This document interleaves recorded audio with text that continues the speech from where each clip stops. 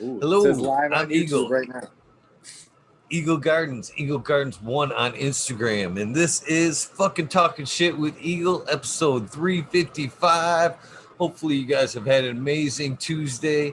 I've got an amazing guest for you tonight. I've got a ton of respect for this gentleman right here. This is THC4PTSD. Todd, Yeah, how you doing, my friend? I'm doing excellent. How are Welcome. you doing? Pretty damn good. You want to tell us how you're doing, and where they can find you tonight? Uh, I'm doing excellent tonight. Like I do every night, I stay medicated and stay, motivated. But you can find me on Instagram, THC4PTSD0. My old account was deleted, so I had to start a new one. So you can follow me over on Instagram. Right on, right on. That's always a bummer when you get that account deleted, man. You put so much time into that shit, and then for one reason or another, uh, Yeah, it get being taken away. for any reason at all, they can decide to take it. Fix this. I changed your name instead of iPhone, and I kind of put a dollar sign instead of the 4 there. Oh, Fix that right quick.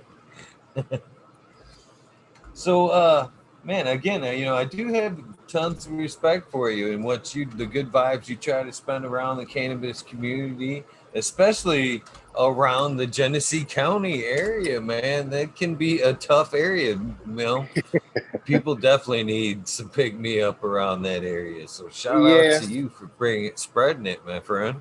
Well, thank you. I try to do what I can. If what I do helps one person, I did my job. And me making my videos helps me. So, hey, it's a win-win for everybody. And one other thing, I'd like to thank you for your service. On top of that, man, not just for the good vibes you spread around, but your service for our country as well. So thank you on all fronts, my friend. Thank you very much. I appreciate it. So I do. This is on one of the unfair sides because usually I know. Well, I know some about my guests, but I you probably don't even know this, but I actually know you through a friend of a friend, so I know a little bit about you and your path. But I'd rather hear it right from you to start there. I know. Well, basically, what I know about you is your connection with Vehicle City. Yeah. I have a friend of mine that used to do a lot of my ink that I believe you're friends with, and that's Chris. He used to run Snake and Dagger over there Oh, at yeah. Shore Highway. Chris Johnson. He's yeah, he's laid down some ink for me at one Yeah. point or another, and that's he. When I first started doing this, long ago, and I just started with the Michigan Bros Grow show, that project I had going at the time. He was like, "You need to go check out my buddy. He's starting this club over there, Vehicle City." And so he was, back when you first started, into that project, he was trying to make me aware of you back then. Yeah. That was So almost 5 years ago. Ooh, a long time. yeah, yeah, that's so I do just a tiny bit of your backstory, but usually we start off right off the get, no secrets hidden. You can if you want, but I asked my first question right off the bat is, when did cannabis come into your life? When was the first time you used The this? very first time that I smoked marijuana, cannabis, weed, the devil's lettuce, I was in 7th grade. Um, my couple of my friends had older brothers that were in high school, and they introduced it to us. And I mean, I didn't smoke a lot in 7th grade, but once I got into high school, I started smoking a lot more. And then when I went in the military, when I got to Germany, I even smoked hash in Germany. So I never really stopped smoking weed ever in my life. Maybe here or there, Other than that, I've been smoking it most of my life, my entire life. Well, that's good news. That, I'm glad to hear that as somebody that's kind of went down almost well without the military. I've been once it entered my hands, it was stuck. Yeah. It was stuck. I ain't gonna lie to nobody. I've been using it. It's been a Yeah. staple in my life forever. I mean, there's times that I didn't, that I didn't smoke, but when I did go back to smoking or just smoke with a friend here and there, I'm like, I felt so much better. And then about 2015, I got rid of all prescription drugs. Be like, nope, cannabis. That's what I'm using from now on. Nothing else. Right on. Well, man, so I guess tell me a little bit about some of that the overseas hash, man, because I've got appreciation of like just old school hash, bubble hash, old They, Afghani pressed hash. You they, know, when I was in Germany in the late '80s, the first hash that we got, it would like a chunk like this, and it was from the Turkish hash. But that, I mean, I'd only smoked basically brick weed up until then, and then got some of that in Germany, and that was the highest I'd ever been in my life. I'm like, hell, I like this, and but I had a roommate that was a fuck up and kept getting pissed, so I was like, I can't smoke. They're gonna every time they piss him, they're gonna want to piss me. So I laid off, so I don't get in trouble. But yeah, and Afghani hash, that's, I mean, it comes right from the source. I mean, from the fields to the farmer to, man, it's good stuff. I wish I could get some of my hands on that right now.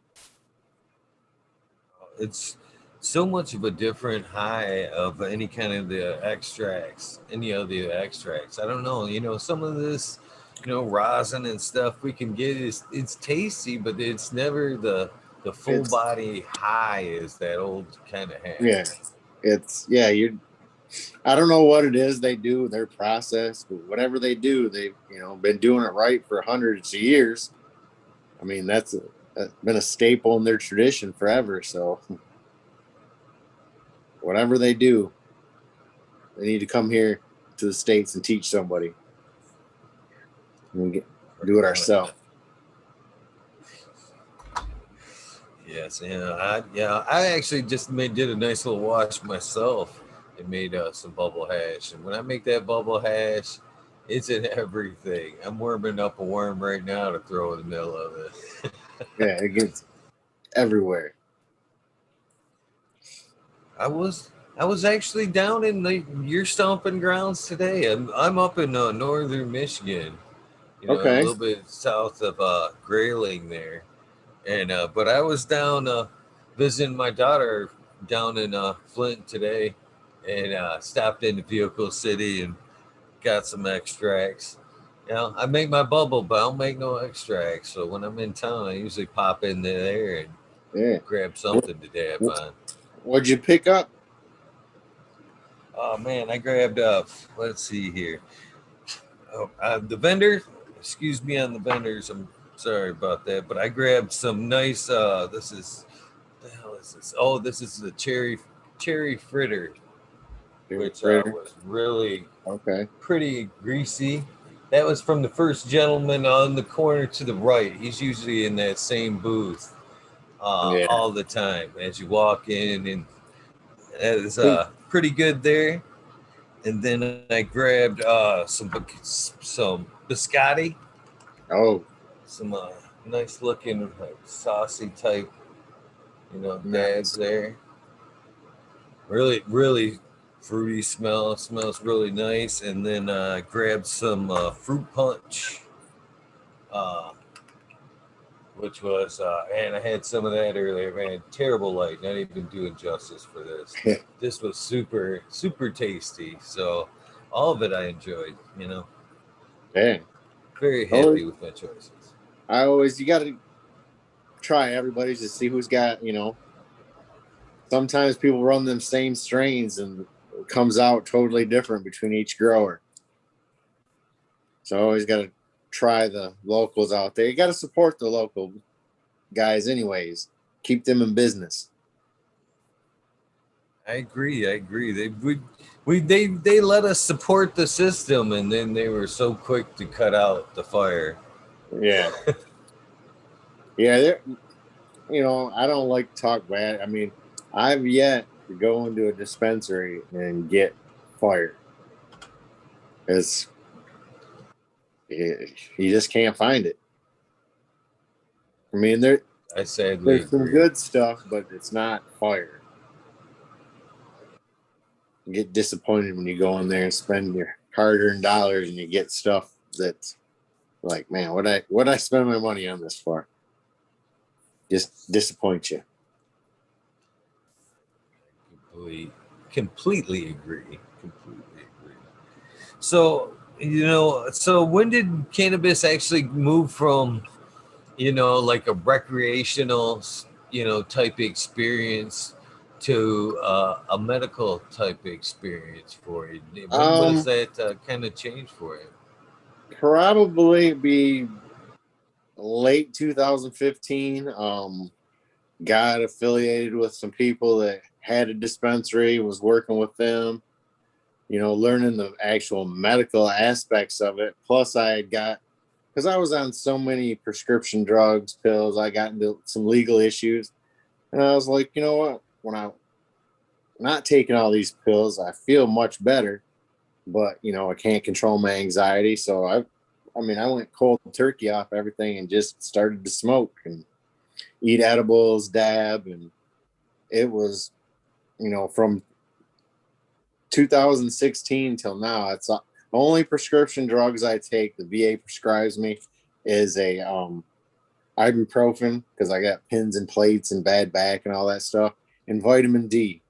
That's all I take, and just smoke, eat edibles, dab, and I can control my pain, my anxiety. The pain never completely goes away, but I feel better smoking than I do taking, a handful of Vicodin, which destroys your liver, and just it's not good for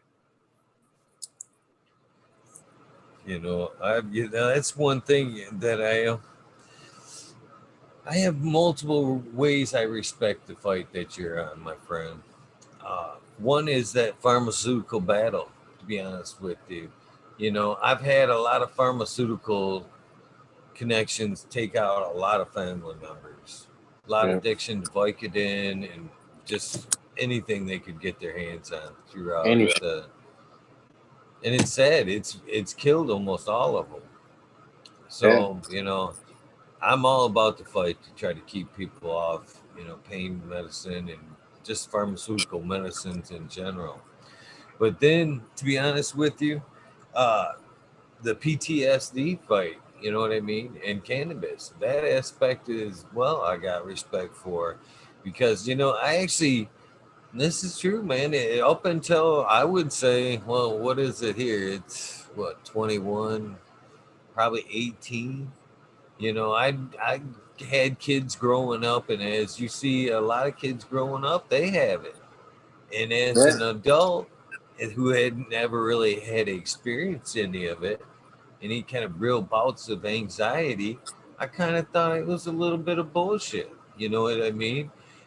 And I hope I'm not offending you. Please do Oh listen to no. the rest of the stories here, man. I thought, it's just the kid way we raised a lot of these kids. Everybody wins, everybody gets a trophy.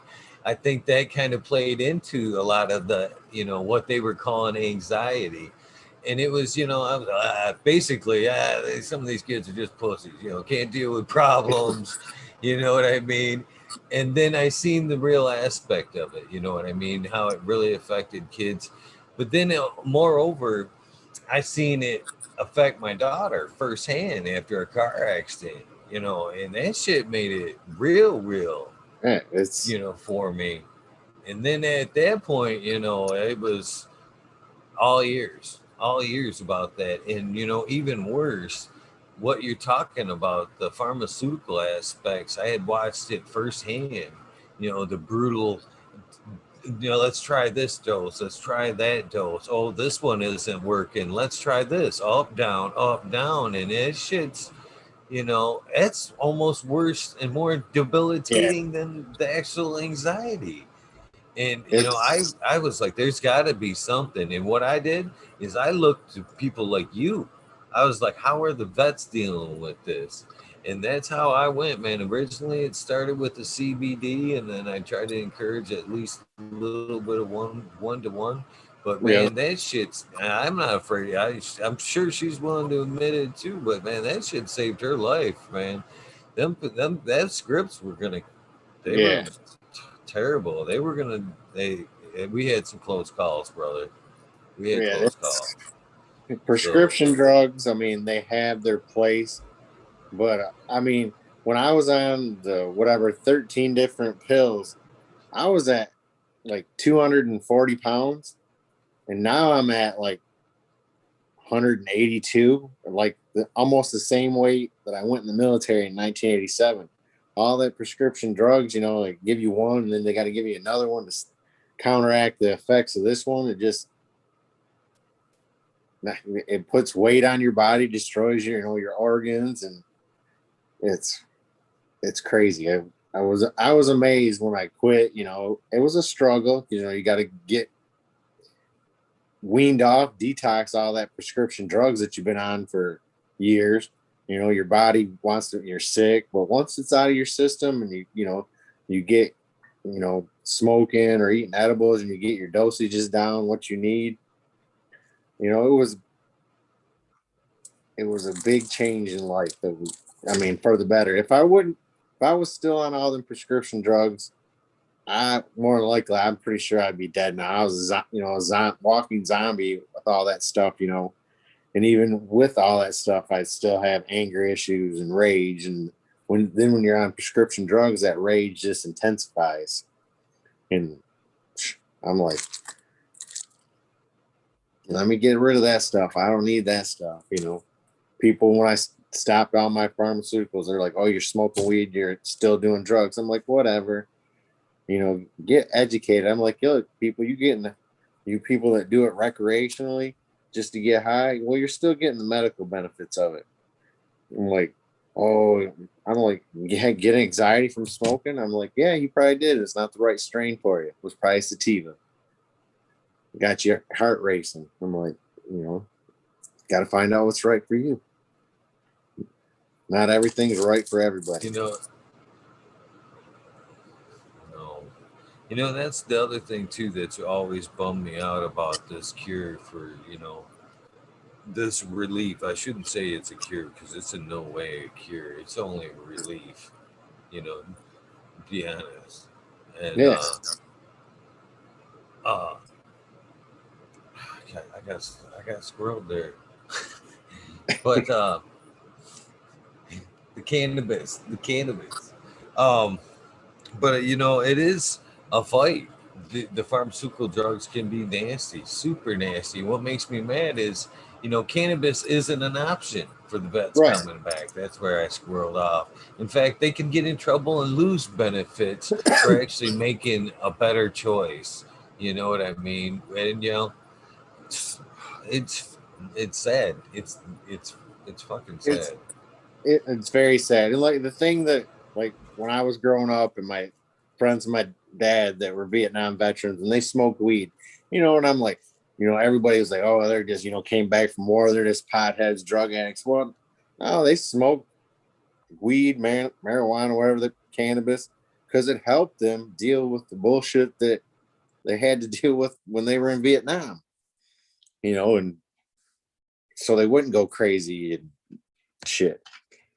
It's the same with veterans today. I mean, I'm gonna say a good back over 50%, 60% are using some type of cannabis or CBD when they get back. I mean, it's people I know, good friends of mine, you know, get messed up overseas and don't want to take the drugs and that they're prescribed by the military because they just give you whatever, yep, take these, and just smoke a joint to make them feel better and get kicked out and lose all their benefits that, it's just ridiculous. It's a plant. I mean, a plant with many, many uses. medicine, anything. It's just ridiculous that people, the government, think, don't want to give it to veterans or anybody that wants it.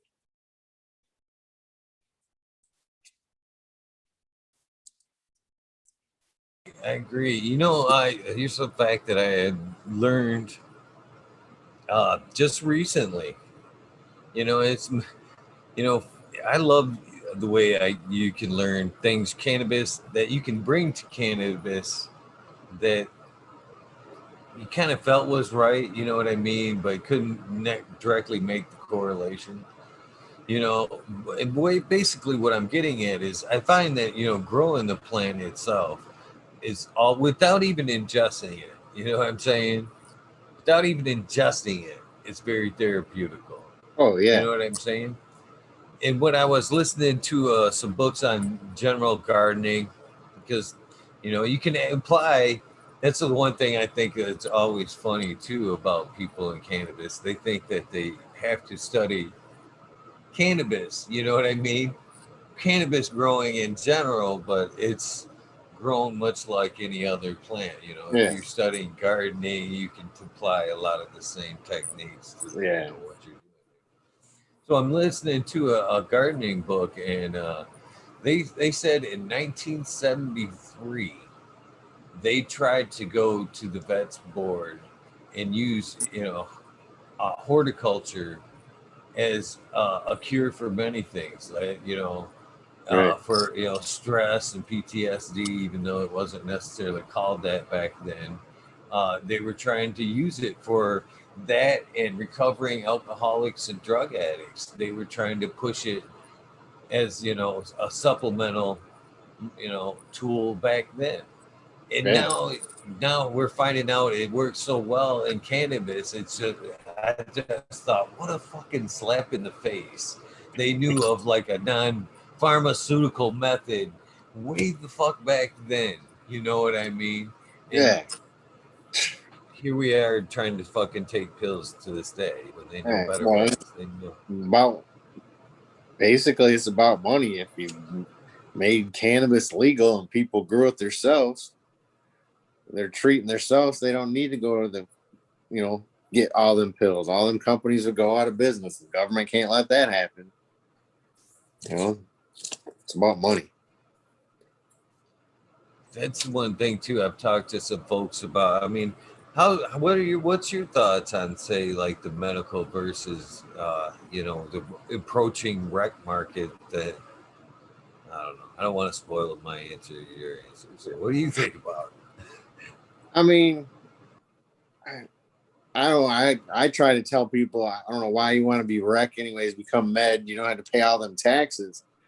But it, I have where I live. I have 1, 2, 3, 4 rec, or they're med and rec, and them places are just jam packed every day with rec patients in there spending, you know, hundreds of dollars.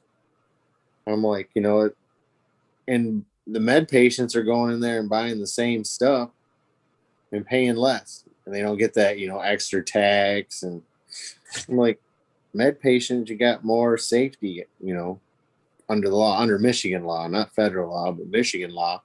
Rec, you're kind of out there with your ass hanging in the wind. It's pretty much on your own. You don't have anything behind you other than the rec law. With medical med patients, doctor prescribed this. Doctor's going to go to court with you and explain things. If needed. I don't know if that answered your question or not, but Pretty much. The way I feel the same way. I'm constantly pushing. You need to keep that medical card. You yeah, need to keep that medical card for many reasons. Work protection at work. You know what I mean? I don't think a lot of people have realized that. The difference. You get hurt on a job these days with it being wrecked, you can be treated as like an intoxication, you're right. just like you were drinking. You get hurt on the job and you have a medical card, well, guess what? You have medicine in your system. and you have Yeah. plenty of right to fucking keep your job and fight, fight, fight. Well, if you don't have that and you've got it in your system, well, you're risking it a lot. Yeah. And for Well, that's one, like not when I was go ahead. still in the military in the Michigan National Guard. I um got my medical card and had them put it in my medical records, and they were like, the day that they were putting in my medical records, they're like, if you need a medical marijuana card because you're in so much pain, you shouldn't be in the military. And I was like, exactly, I shouldn't be in the military, but yet we're getting ready to deploy overseas again, and you guys don't really care. So like when we got back, I never worried about like, oh, they're gonna drug test me. Fine, I got my medical card. I'm like, I don't work for the federal government. I work for the Michigan, and it's legal in Michigan. So I was like, you ain't getting me. This is Michigan. I can have my medical card, and I wanted my medical records for all to be known. I think Wasn't I almost think. Sorry, my friend, I didn't oh, mean to cut all you right. off. Oh, no, you're good. I was just gonna say that I almost think that the massive push, as much as I like to see, cannabis move forward, it being legal from coast to coast, I almost think that the pharmaceutical market has a lot of push in that, just Oh, to kind of quiet the medicine aspect of it. You know what I mean? Because they don't want us fighting on that front.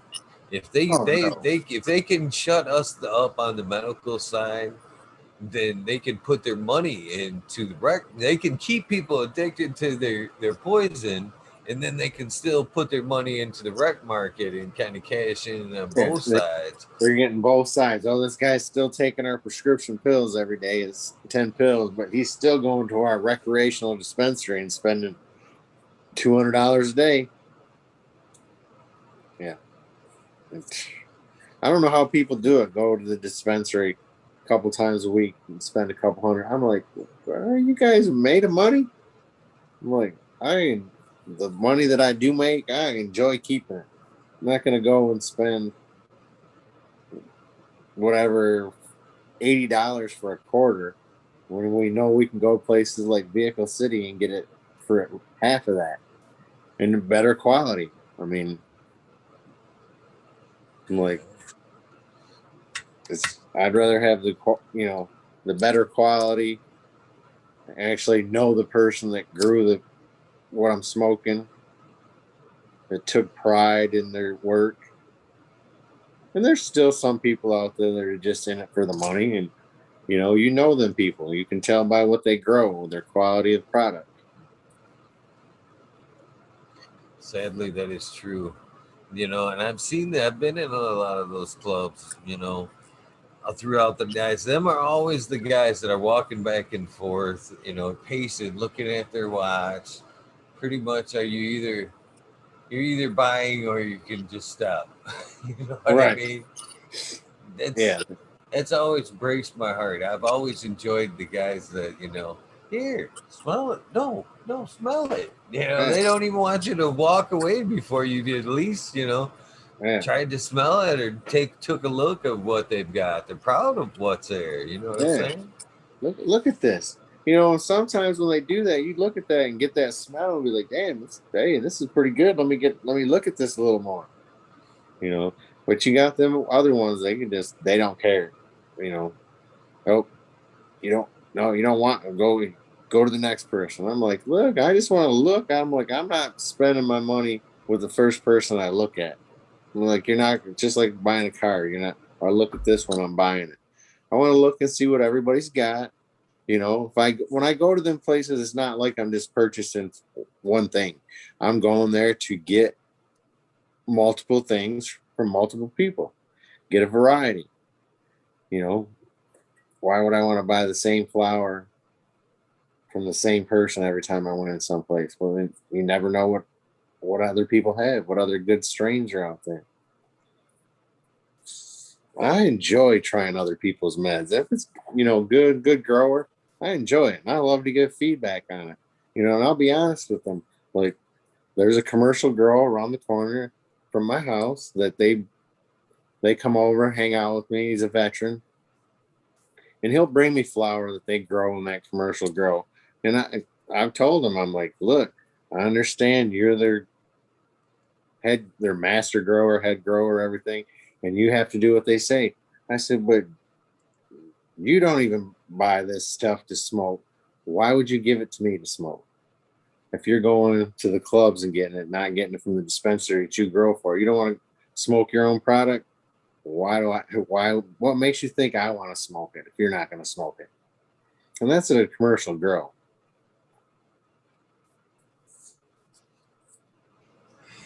You almost made me feel bad that, let's be quite clear here. I wasn't in the club as a caregiver. I was only in the club today getting Oh, yeah. dabbables products Oh, that yeah. I don't make. I make bubble hash and other things, but I I got to draw the line at somewhere. Yeah. Being a full time caregiver, you're the you're the transplanter, you're the water, you're the trimmer, you're You're you're everything. everything, and So I, you can only I can't tie I don't have time to you know do heavy bubble. I'm happy with my bubble. that's my, Rosin, sauce. I'll go to Vehicle City where I can pick some up yeah. at some Yeah. good stuff. For Save me them the time. I take, I applaud them caregivers. It's the caregivers that really care, that do it all. They make their, they grow it, they extract it, they make their edibles, they do everything. I'm like, them guys kick ass. And then they go and sit in the clubs for 6 to 8 hours a day to take care of the patients. Them are the one, they're the ones that are about the community and taking care of it. They're about, they're more of a craft growers. They're not huge growers. They do everything, and everything is pretty good from all of them. If they take pride in their work. That's what I'm afraid that we're gonna spin out of control, especially with fucking High Times. High Times is the perfect example of the fucking clusterfuck that's coming, and that's for Yeah, real. That latest announcement, and again, I have one of my daughters that does work for High Times, and now I'm almost like, you know what I mean?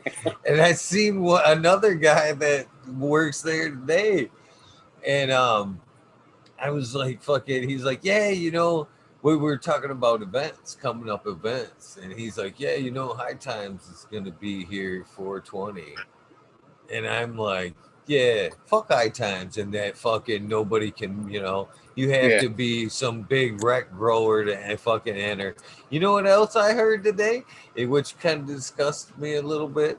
Well, maybe it did, maybe it didn't. Maybe it'll make it more honest. Well, I can't say that more honest because I was a judge for High Times on a couple of events, and Yeah, I felt that it was honest play. My vote, I yeah, felt my vote was discreet and honest. The way things were presented to me, I couldn't really, go, oh, this was, for girlies, you know what I mean? I couldn't distinguish one from the other, you know what I mean? So I felt it was a very fair process. But this time around, I was told that no more were the judges picked, you know what I mean, selected. You yeah, you could buy your judging kit. You just go yeah. up and pay a certain amount of money, and you can buy a kit, and fucking now you're a judge. You know Yeah. what I mean? And so, with that being said, what's the stop? What's stop the here's my employees. Go get Right. kits, guys. Go get kits. You know what I mean? Yeah. That's Yeah. I have one company yeah. buy up a bunch of judge kits, and of course they're gonna know what's theirs. So like, yeah, you vote for this one. Yeah, yeah. That's it's a joke. I hate to I say it. left you. It's a money grab for them, really. Because the growers are paying them to put their product in, and they have to give them product so that they can make judge kits. Well, so then High Times is turning around and selling the judge kits, the product that they got for free. I'm like, it doesn't seem fair to me. for the, I you know, never even considered that aspect of it. They pay the high dollar to even get in, and then they turn around and make money off the entrance yeah, like that. I never even considered that aspect. yeah, you paid them to put your stuff in there, and then they're turning around and selling it as a judge kit and making whatever, how much money they're gonna make, how many judge kits they're gonna sell. I mean, the last time I judged indica flower, and I had, it was over 40 different samples that I had to, you know, judge. And I can only imagine now that it's going to be bigger. I'm like, especially with the hybrid category, hybrids, there's going to be a ton of them, you know, people entering, you know, pretty much everything's a hybrid nowadays. But yeah, you, yep, paying like when they still had the events at Auto City, you know, you paid $1,000 for your booth. Well, then you got a discount on if you wanted to enter, which was cost you $500 to enter one thing. If you wanted to enter a flower, well, if you wanted to enter, you know, concentrate, it cost you more money. So, you know, some of them vendors were paying, you know, $3,000-$4,000 just in entries. I mean, like, plus the product that at that time High Times was just given away to the for judges. Now they're doubling up on it. Just doesn't seem Oh, fair to let's me. not forget the mandatory swag. The Yeah, mandatory swag for every booth. So High Times looks good about all the freebies that were given away that day. yeah. Can't forget about that. Yeah, some of that stuff they give away for free, you know, didn't last long. Fall apart on you. It's Bags and yeah. frisbees and umbrellas and whatever else they could figure out to mass produce. Lanyards. Everybody had a lanyard. I mean, that was probably the cheapest thing to get made, probably. That was a good cup, by the way. You know, that was the year what White Cleef John played. And that was Yeah, I was, you know, I didn't think that was. I kind of, well, again, I always think we kind of get, you know, fucked a little bit on the musical guests here in fucking Michigan when it comes to yeah. the high times. We had some decent ones, but They you had look some across the decent ones. country and they've nailed. But Yeah, White Cliff John, I didn't think that was gonna. That was one right there. I was like, yeah. You know, but man, that turned out to be. I've actually still got pictures on this computer of that night. yeah. I Fucking, was that turned looking. out to be an awesome night. Yeah, I got pictures from that cup of him because he came right out into the crowd, jumped the barrier, and was out there Yeah. with everybody right in the crowd. I'm like, that was probably what I mean. That was the first Michigan, well, first Michigan Cup at Outer City, but that was probably the best cup. I mean, was because it was the first one, wasn't as big. I mean, it was packed. There was tons of people there, but the music was probably Uh, the best. Everything about that night. Like I said, I've still got pictures. You know, it'd probably take me just a few minutes, but I won't go there. I'll pull up that night. It was picturesque, man. It was, man. It had that like orange sky, all the Yeah, lanterns going off, and White Cliff, like you said, coming out. I've got videos from that night, and again, you and I both know we were there. It couldn't have been maybe 200-300 tops. I mean, that's tops yeah, there at, you know, throughout the peak. And I've got pictures. Well, I throughout. I will one at some. I'm like right up there, close to the stage. We're close, right close to him when he's out there. And then I've got ones that were like more from the start. You know what I right. mean? When I'm like standing back against the racetrack wall, and you know it was set down in there. And Yeah, I'm sitting there with my phone, and you can just see the fucking smoke. I mean, it's literally, it ain't just like little things of smoke. It's like one white cloud just lifting off the crowd. Like everybody's exhaling at once. It's just woof, woof. And it's just fun to watch. You knew fucking people were through and down. But that was a fucking awesome day, man. there. Yeah, it was. That was a good one. I mean, they all have been fairly good, but you know, like you said, some of our musical wasn't the greatest. I mean, I guess people like Melissa Etheridge. I don't know. I don't. I mean, what that was one like, man, why nobody that's really in the there's older people in the community. What you know, a few people probably like that, but a majority of the community don't want to see that. You know, and you You know, you know, and I guess I can say this because I am going to eat it towards the end of the story a little bit, okay? But I was right there with you on that one. I was fucking, you know, ready to. I'm fucking sitting there. I've got my ticket, my digital tickets in the cart. You know what I mean? And I'm patiently waiting for High Times to announce the musical guest. You know, it's like hours away, and they announced Melissa Etheridge, and I'm like, cause I'm like, mother, and I'm fucking pissed, man. I'm like, motherfucker. And they put up like a picture of it. I'm like, Ozzy Osbourne, hell yeah. And it was like a bad picture. And I actually went on and on a little bit on their page about that shit. And I was a judge that year. And I got to thinking about that shit. I'm like, holy shit, man. I hope they fucking don't realize I'm fucking talking smack on their page and I'm a fucking judge. But they seem to never take any toll. But you know what? I was surprised, you know, again, not a Melissa Etheridge fan per se, but I give her a little bit of credit because, you know, all in all, she put on a decent yeah, show. And what I was amazed about it was she was the one man team, and she like I mean she would get things going and kind of create that loop and then play the guitar. And as yeah. you know, for a musician, a one man person or one lady per you know band, it wasn't a bad It show wasn't for all that, but it, for all that.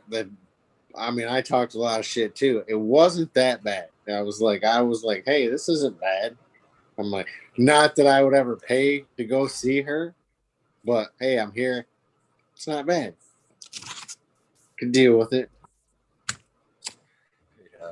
So I did give up, you know what I did? I hated it a little bit in the end. It wasn't horrible, but you know, it wasn't what I might have been my first pick, but it was a decent show. I mean, Yeah.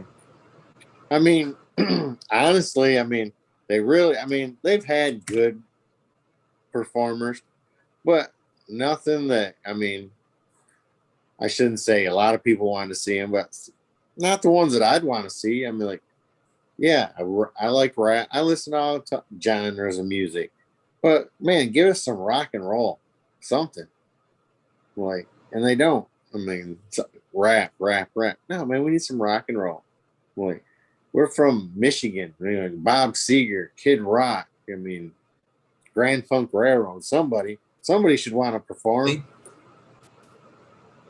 they teased us one year with the possibility of Kid Rock coming, Yeah, I remember and I that one. was hoping like crazy Kid Rock would have been fucking a good time. Yeah, it would have been. We didn't get it. I, Hey, that could have even been the Melissa Etheridge year, to be honest with you, because I, I might that might even have been in the comparison list because I can see that, you know, the long blonde what? hair. We But supposed to me get? saying something like Kid Rock looks like shit. You know what I mean?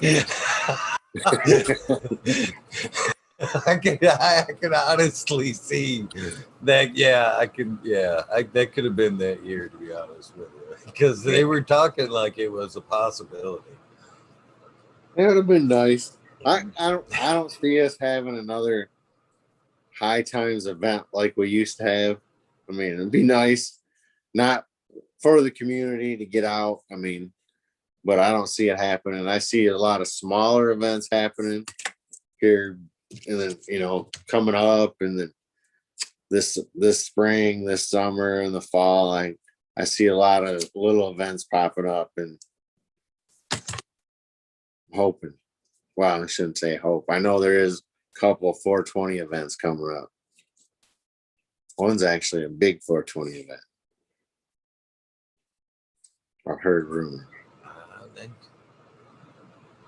I've heard some rumors of some pretty good ones happening myself. I know I'm attending. I'm gonna be attending at least. I'm one. gonna be At least I'm gonna one. be attending one that's gonna be in southern Michigan for 2 days of a 2-day event. Should be very interesting. We may just see each other there. Probably. We'll be. Well, I don't know how much I'll be at the booth. I don't know how much I'll be helping the guys Ben, but I'll be there doing something.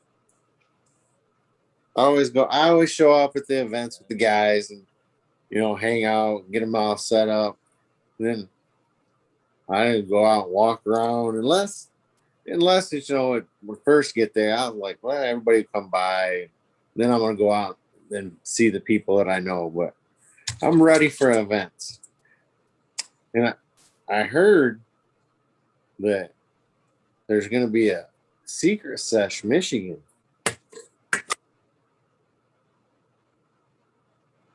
No. Yes.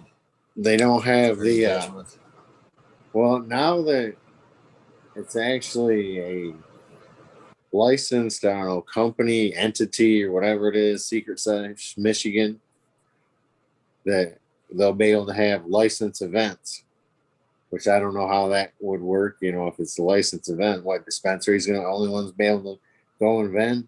Well, I don't want dispensary meds. I want caregiver meds. I want the good stuff.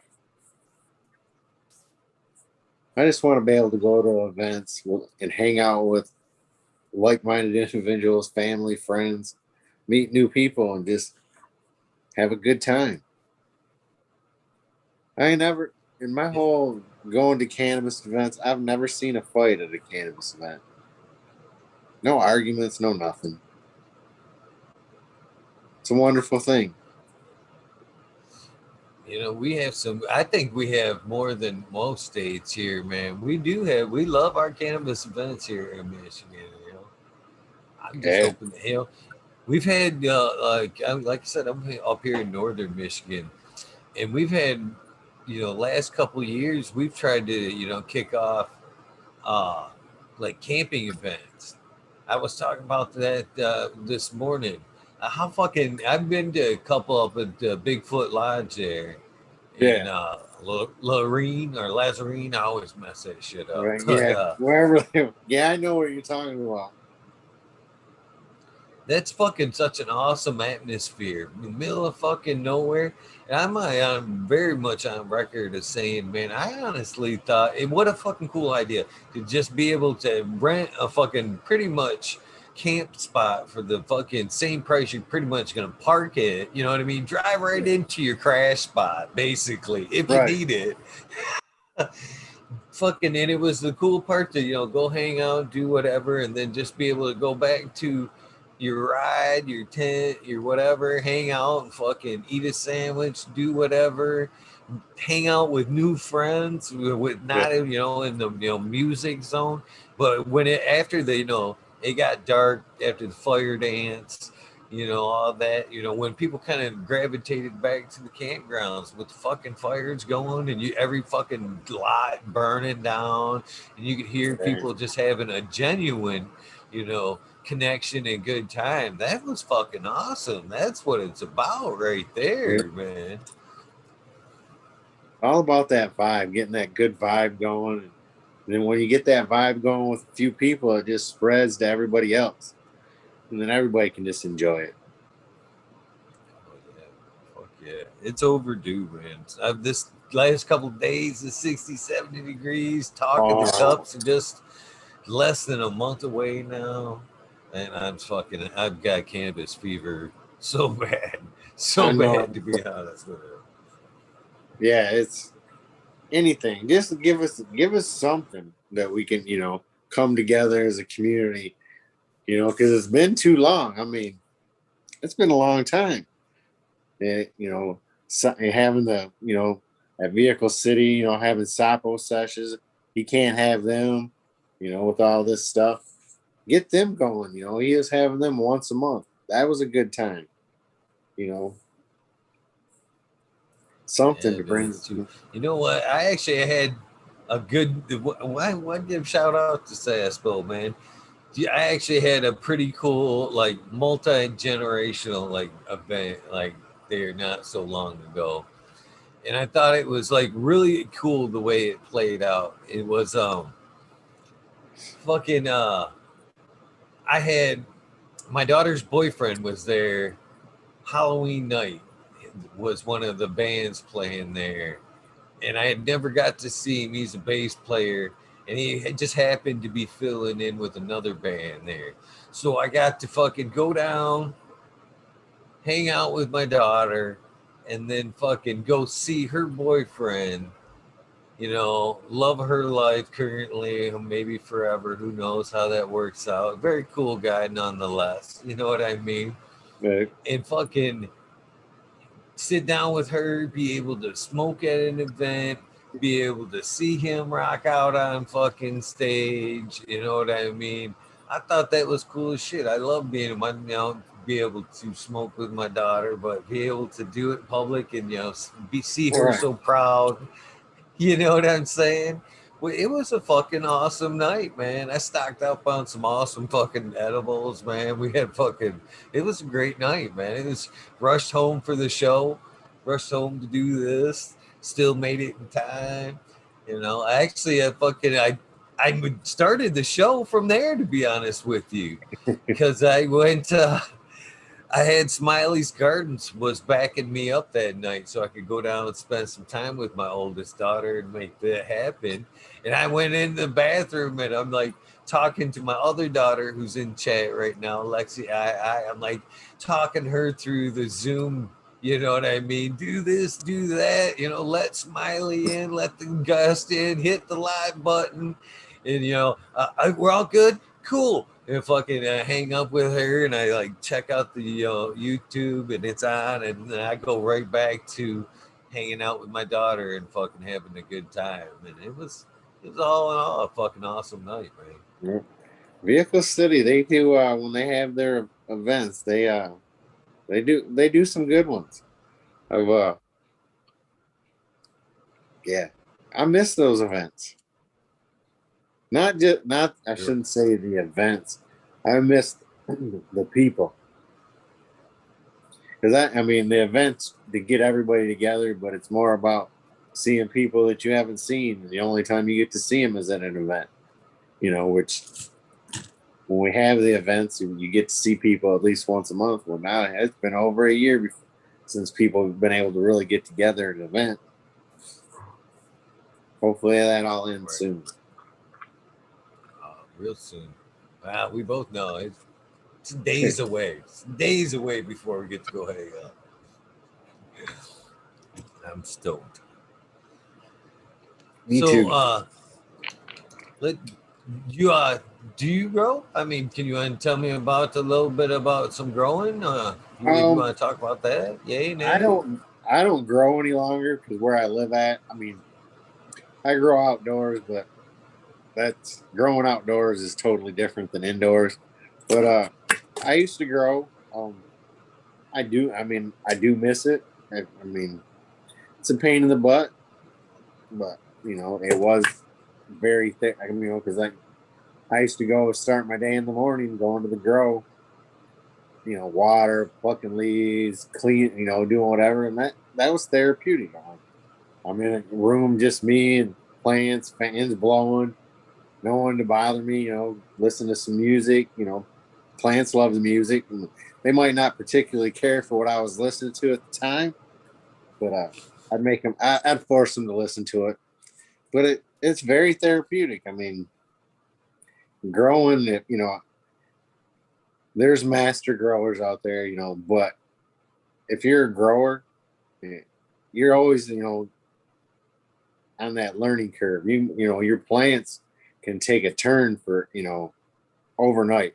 You might not have a bug in your room. Next morning you come in, you got some bugs. you know, so you're always learning something. You're never a master at growing per se. I mean, there's every strain's different. Every strain grows different. You know, it's just it's it's a job, but it's therapeutic, and you know, it's very enjoyable. I I know a I'm not sure exactly what his age is. I met him a couple years ago. He's in his 70s, and he grows. He doesn't smoke, but he grows just because he likes to grow, and he enjoys how the plant grows, and it's therapeutic to him. So he grows just to grow, and you know, every once in a while he'd be like, "Hey, I want to come bring you some stuff that I grew," you know, and I'm like, "You grow this?" And you know, he's like, "Yeah, I've never smoked in my life. Just I like to grow. Michigan could grow marijuana. I seen it one time. I figured I should grow it. It looked pretty." I'm like, "Well, you do an awesome job. Keep it up." He's like, "Huh? Gonna do it till I die." I'm like, "Well, perfect. Hope we don't die anytime soon, but keep up the good work." And just like him, he's like, you know, he's wow, 2 or 3 year old grower. He's still, I mean, learns, you know, on that learning curve. You know, that's another reason why I don't grow. I mean, right now, if I had a place to grow, I would grow. Not a lot of plants, just enough therapeutically that I could go in and maintain it, you know, in 2 or 3 hours in a day. You know, and not it's not going to produce enough for me to, you know, have some extra smoke around.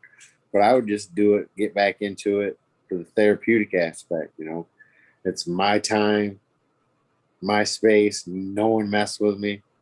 You know, just you, you know, listen to some music, get in your head, think about you ain't not about bad things, just getting, you know, the good things. And plants put off that good energy, just absorb that stuff. And you know, when I used to walk out of the grow, I'd be so much happier. I'd be like, you know, man, I can't wait to be back. But then, you know, I'm still gonna complain. I'm like, man, I gotta be back there tomorrow to do that. But once you get in there, it's just like, yeah, all right, this ain't too bad. I'm enjoying this. So what are you smoking on tonight, man? You've been smoking fatty. I know it's Uh gotta be something good. What you got over there? I am smoking on some ice cream cake. Um, it is actually we have in our the people that we grow, my friends that grow, we have two different phenos of ice cream cake. This one I'm pretty sure is the Black Sheep Farms out of California. They're cut about um, 2 maybe 3 years ago. They came to Michigan and did a class in Ann Arbor for 2 days on growing. Had some um, I don't know, bug people. I don't know what they do, microbiologists or whatever, teaching about living soil and all this stuff. And the people that went to this class paid. I went, but I didn't pay no money. I got invited because they liked what I do. But $2,500 for a 2 day class, and they got 50 clones. So I went. They were like, "What clones do you want?" I'm like, "I don't want all that. You know, we got an ice cream cake and a Sunday driver." So that's what right now, ice cream cake I smoke a lot of. And I wish, and once we get it in, I'm gonna have to get with you to get you some our Gogurt, which that's a it's not a heavy high like ice cream cake is a heavy high. Ice cream or Gogurt is like that.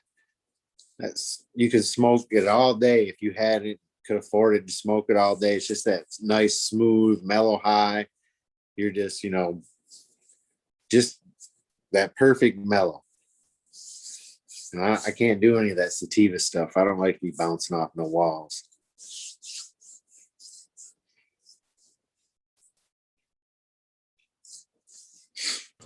Sorry, I had myself muted there. Sorry about that. No, that's that doesn't surprise me, I guess, because it is pretty much to each their own. That's another thing that I like about the club atmosphere versus the provisioning center type shit is you know your body fucking tells you. You know what I mean? It's not necessarily eventually as you learn, sativa, indica, but sometimes your nose tells you. You know what I mean? You just get it Yeah, from the jar right off the nose.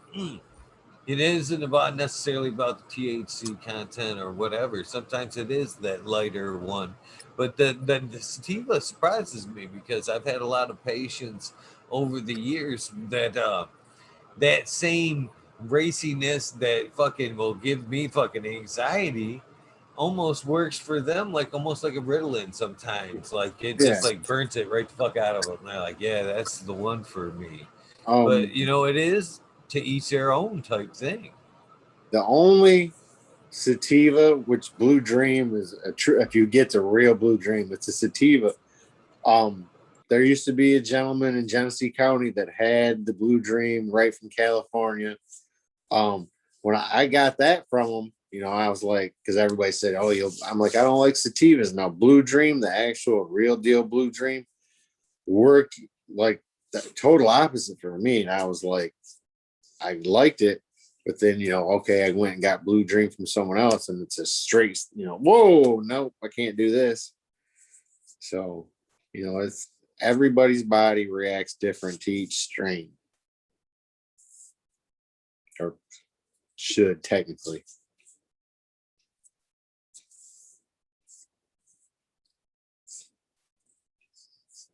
Did it again. With that being said, is there some in particular strains that that help with you find that do help with pains or PTSD? Um, PTSD. I always fuck that up. I In general. if I can get it, which I don't know if you're familiar with Seed Pack, they're a breeder seed company here in Michigan. You probably know them. They bred a strain particularly for veterans. It's called Chaos, and another one called Chaos Ghost. They're crosses. Them right there, and I'll say this to this day. I mean, it doesn't come around much, but when it does, I make sure I get it. It's I don't even know how to. The only way I can explain the effects of it is euphoric. Like you're happy as can be. The first time I shared it with people, they were like, and there was like 5 or 6 of us, and they were like, "Man, what's this?" And I told them, and everybody wanted it at that time, but it's hard to come by now. I do have some seeds of it that I need to get to some of our growers so they can start growing it again.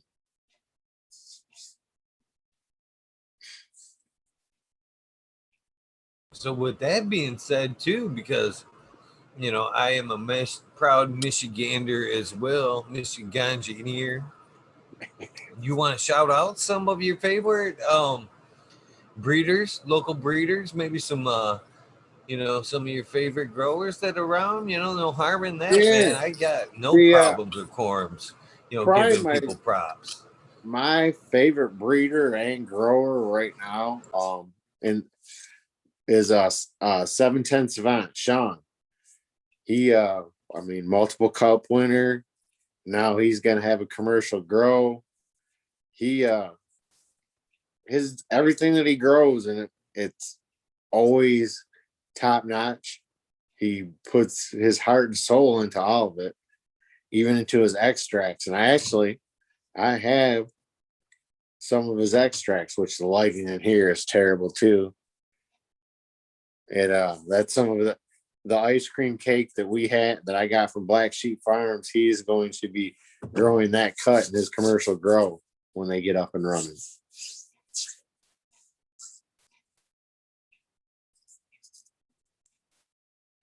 Nice, nice. Yeah, I'm actually. I know who 710 is Yeah. as well. Met him a few times around in Vehicle City, and as well as funny connection. One of the same daughters there uh, hangs out with or she was kind of hitched to, whatever you want to say, to another that works a lot with Sean or 710 there. They Ahab on Oh, Instagram, or Josh. He takes a lot of pictures, hangs out yeah. quite a bit there. But I can't think of what his name yeah, is. yeah, but yeah, I'm he's made me aware of 710 now for quite a bit, and I've had tried a lot of his work too. So yeah, I agree. I agree. He and I mean, his commercial grow. It's built. Things are going. Just no product into the system, but I mean, I've been in a lot of commercial grows, and it's a big room with hundreds of plants. Well, their commercial grow, they have small rooms. They're only doing 24 plant rooms, so you still get that craft, that quality that he's always have. You're still going to get it in the commercial grow. He's not going to have 500 plants in a room trying to take care of them. They have multiple 24 plant grow rooms, so much more manageable for a person to take care of. Where you get that nice quality med still that we came to love and enjoy.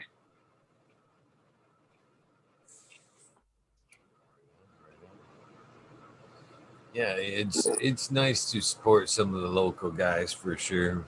I try, Absolutely. I try to, support as much local people as I can. Even I shouldn't just say local here in Michigan. Like there's wow, a lot of the good growers. They're still out there, but they worked for a lot of the dispensaries that are no longer open because of the laws. So you don't get their product anymore. Like Herbal Solutions in Ypsilanti, they used to have some amazing extracts from Loyalty Extracts. Well, once they got shut down, that all that stuff just went. I supported them. There's like Native Made out of Detroit for their edibles. If you're in Detroit, that's Native Made. They oh man, pineapple upside down cake she makes is amazing. See, now I want one of them. I have to make it a trip to Detroit. Yeah, there's definitely a lot of good edibles, man. I enjoy some edibles, man. I always get. That's another thing I grab when I'm down there too, because like I said, you got to draw a line somewhere. Can't be here fucking making extracts and fucking trimming and making fucking awesome edibles and shit. But man, I do love them, man. Every time I go down, I make sure to grab someone at down there, because man, I just love that buzz, man. That I've been fucking, eating. it's the oil for the joints, man. It's the Yeah, oil for the joints. I've been eating a lot of Gob Farms Hot Mama Medibles. They make this. They call it a churro mix. Like it's a churro Chex mix. It's Chex with cinnamon and I don't know what's in it, but that stuff it's just amazing. It's so amazing that I find myself when I get it and I open it up. It comes in a tub. I don't know how much is actually in there, and they're like 100 milligrams. But I'll eat that whole thing and be like, man, did I just do that? Like, because it tastes so good. You don't. You get. Sometimes I can taste the medicine, and I don't mind tasting the medicine as long as it's not too overpowering. At least I know there's medicine in it. But this stuff just the flavor is so amazing. You just sit down and eat it all at once, and it messes you up. I don't know. My body does. I love edibles, but my body at 100 milligrams, it says you better not take any more edibles into your system, or we're going to sleep for like 14 hours. So I have to watch the edibles. And we were at Cloud Cultivation. I am, that's the one thing, man, that I hit both of them this last year. The ones he had, Yeah. I had fucking good times, man. The second one for me was a little bit better than the first, just because the way it played out with friends that came. You know what I mean? There's a few of us that showed up from that watched the show and shit that weren't medical patients, so they had to wait outside. You know what I mean? While a lot of us were in the tent going woohoo. You know what I mean? But second time around, we were a little bit more coordinated. There's a few more of them, so we had a group inside, outside. You know what I mean? It made it a lot. It was fucking. We had a good time for a free event. Man, Oh, it rivaled, in my opinion, in their opinion, high times any day, any day. oh, And what made that shit funny was Double D Organics. I'm sure you've known them yeah. from around the community there. That little gal, I forget her name, but she makes some fucking amazing edibles. And we were like right outside of their booth there. And she had fucking meatballs and some other shit fucking going there fucking all day long. They were killing us. And fucking, so Smiley and his girlfriend there, right before they left, they, got one. And I guess on the way home, man, she's like eating that shit. Fucking that meatball fucking socked her right out. Hey, she was out cold before they even got home, that meatball. I was like, man, I don't doubt it, man. I got at What a that great way to get a buzz. that last event. I forget who it was. They were making medicated chili, and I only live 5-minute drive from there. And I was like, you know what? And I've been eating edibles all day. Shouldn't I literally ate that chili and was like, by the time we left there, I didn't drive. Got here, I was like comatose there. Everybody's like, came over to hang out. It's still somewhat early. They're like, what's wrong? I'm like, I'm glad to go to sleep, guys. I ate that chili. Then come to find out the chili, they made this batch for someone and they didn't pick it up. So my bowl of chili was like 250 milligrams. That put me way over the edge. But yeah, free event, cloud cultivation, you can't be beat. You got to give Buddy a lot of credit, man. He did, man. That is a fun time, man. One another thing I had fucking medicated tacos that day, but one of Oh, the other things I thought was like for me dangerous because like dangerous. This is how dangerous that shit is with me. I stopped today on the way home. I seen you. I was driving today, like shit I'm not supposed to be doing, like check my phone to see right. if my guess is in check, and I see you like 10:48. I'm ready. What's the link? I'm like, dude, I'm on the highway still. I'm trying to fucking throwing down. I stopped getting this is dinner. Oh Volcano yeah. fucking jerky. Yeah, Volcano, yeah. man.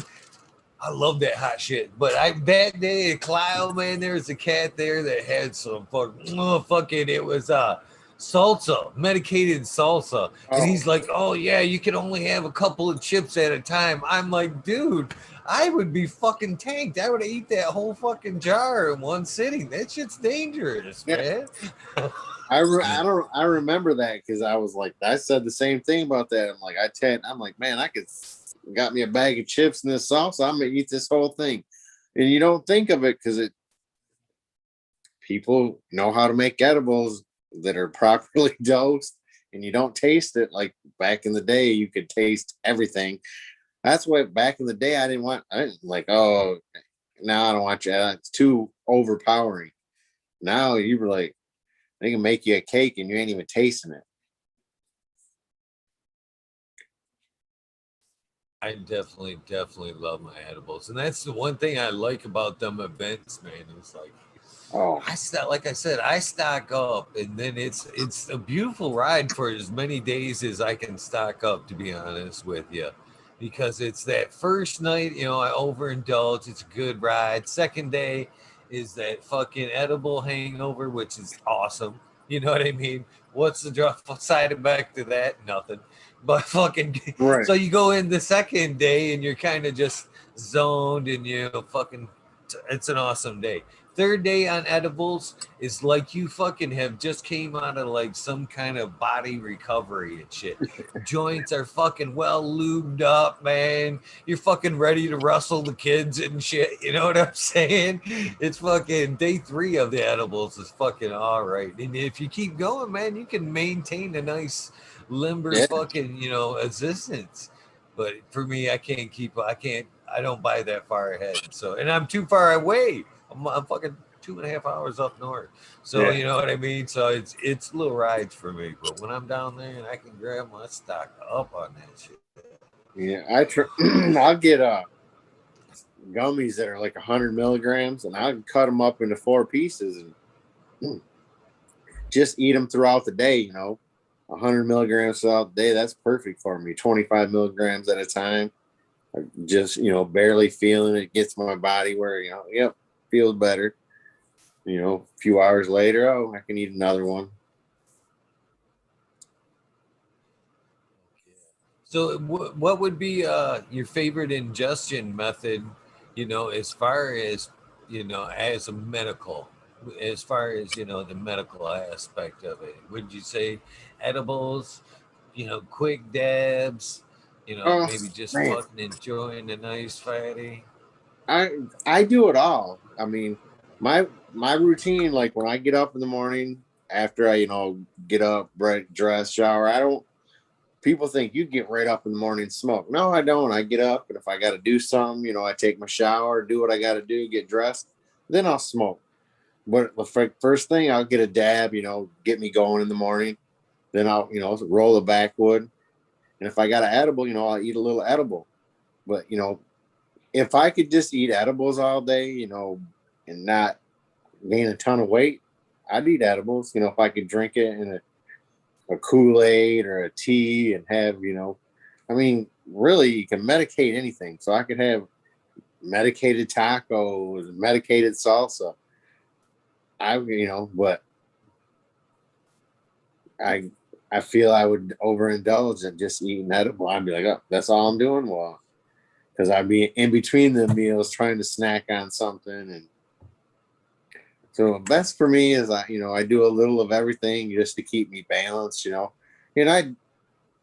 I smoke a lot between the people that I hang out with. And me and my girlfriend, we smoke a lot. I mean, probably smoke more No than I harm in eat. that.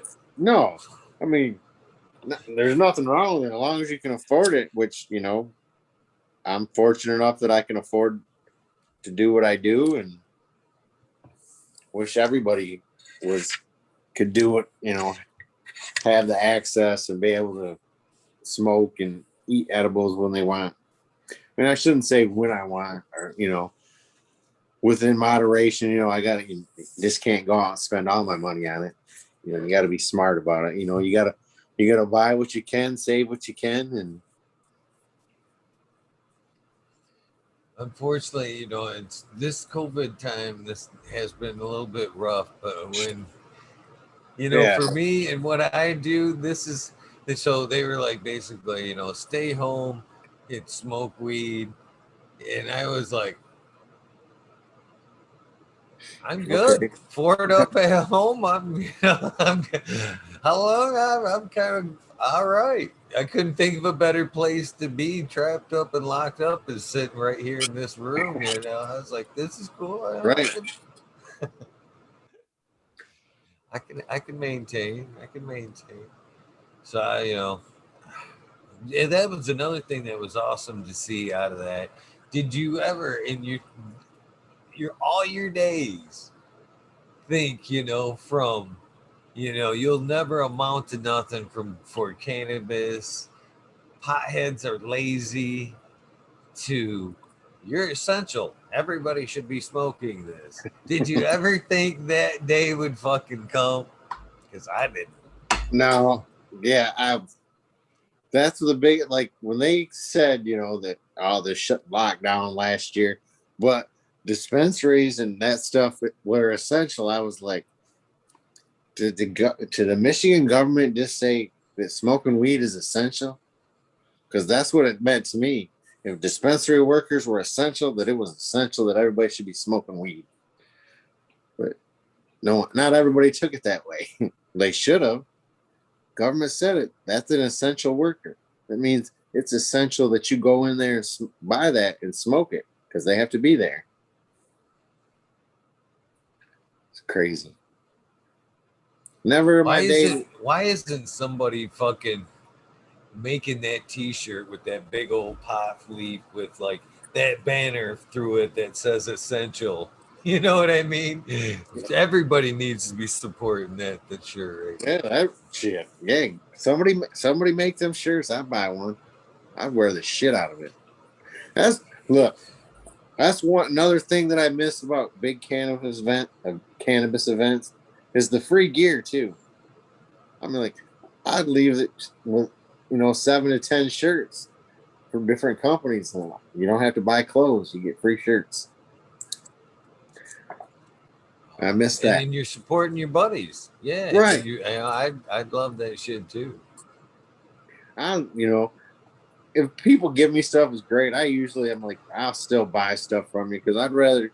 Oh, you gave me a shirt. Okay, I'm gonna buy something from you. Sure, because I'm gonna support you. That's like when I,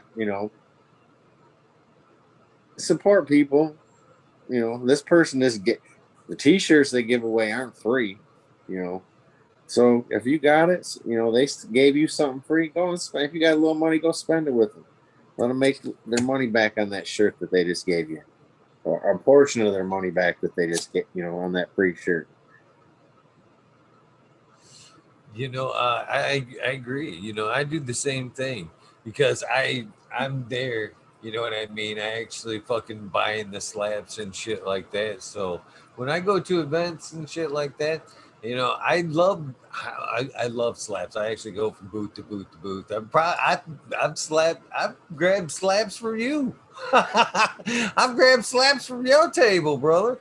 I know somewhere on this hood. I bet if I walk down this hood, I know I got one of your slabs on one of my hoods. I know I do. Speaking of one of them slabs, it's right down there. To be honest with you, yeah, it's on hood number 4. Number 4. I had, so I don't even pull them things unless I have intentions on supporting it or putting it up because I know them things are like fucking 20 cents a piece. You know what I mean? Yeah. They cost, so I don't pull one unless I plan on supporting that shit. The best place that I've seen, I mean, I've seen my slabs everywhere. Yesterday, I got a picture sent to me from a realtor that was showing a house, and on the door, their side door going into the house, on the door on the window was my slab. He took a picture of that. He's like, look, he's like, I don't know who lives here or lives here. He said, obviously they know you. I was like, well, good for them. I was like, I like to see that. I like to see sure. get people. I get people slabs. I always keep some for me. But I always if I get extras, I always put them in a bag. And then when I do a giveaway, I give them away so other people can get them. Like, hey, who's this? Go check them out. It's and you never know where you give slaps to, where they're going to end up at. They end up in some strange places. They do. Shit, man, I've sent them all over. Since I've started this thing, man. I've sent slabs and allegedly seeds. Allegedly. They're novelty. Who's to say if that's true? Who's to say if that's true or not? To like Australia, Germany, the UK, everywhere, man. I've seen them fuckers pop up, and it's like, what I can't, it makes me smile every time I see one pop up. Like, it's like, no shit, all the way over there. It's fucking badass. People, I like that when people tag me, like, look at even if it's in Michigan or someplace. I was in Florida. Oh, it's been 2 years ago. We were walking out of this place, and I go and walking through the parking lot, and I walked by this truck. I stopped. I was like, my sticker is on this truck. And so I was like, maybe somebody from Michigan. walk around. It was a Florida license plate. I stuck around trying to see because we was at a restaurant, hoping people would come out. The people never come out. I was like, well, hell, we in Orlando, Florida. Somebody got my sticker. That's amazing. What is? I'm actually, I almost want to fucking take the picture because I know that motherfucker's up there, and I don't want you to think I'm just bullshitting you.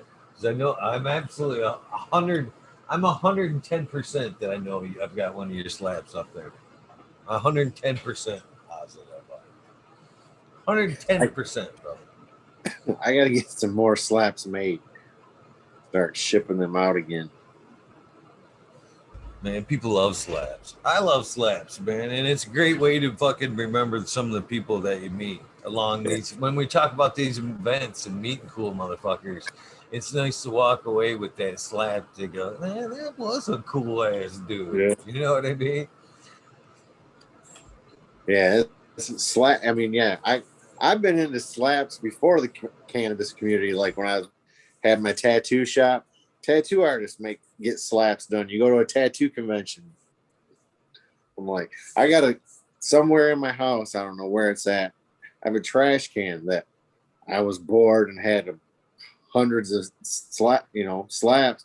I slapped the whole trash can with nothing but tattoo slaps and then cannabis slaps. I mean, the whole thing. I don't know where it's at. I don't use it anymore. It's just kind of like an art piece. Looks cool. That's right. That I forgot that I actually know your brother too. I forgot that I actually know your brother too. He used to work with Chris up there in Snake and Yeah. Dagger. That's another. That's the first place I met you. Actually, was I was getting some ink done that day. I believe it was the Hear No Evil, See No Evil, black and gray, true gray. Chris always used true gray Yeah. on my leg. I think I Piece remember about that day. I think I yeah, remember it. yeah. But yeah, Yeah. fucking, I love tattoos are awesome, man. They fucking, I'm terribly addicted to it. Terribly addicted to it, man. Thank I, God, thank God, tattoo guys love cannabis. That's all I can say. yeah. And that's Yep. I've got Chris only tattooed me one time, and it's not. I mean, if you look at it, it looks finished, but like Chris is like, hey, I need 4 more hours in that so we can finish it off. I'm like, oh, I'm good, Chris. Back of my calf, 6 hours was more than enough. But whenever man, the next time cat's got he comes back to Michigan, I might have 20. him finish it up. He got 20 hours on my ribs. I got a fucking demon that goes from like my armpit almost to my waist, a Oh, red demon.